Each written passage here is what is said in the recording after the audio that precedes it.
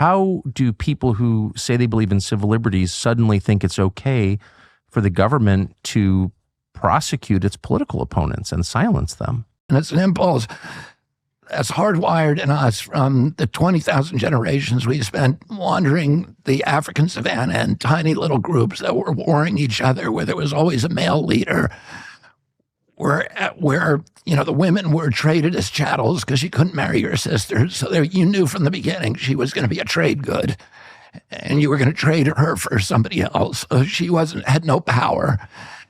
And where you all had to ascribe to an orthodoxy and see no problems with people who were within your in-group, and people who were outside were subhuman and they could be killed. And if they made a mistake, you wanted to talk about it. Everybody would talk about it.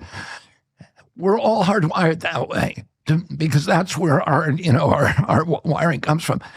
And when somebody gets subsumed in orthodoxy, it's very, very difficult to unravel it. And there are all kinds of psychiatric treatises about how do you deprogram somebody? How do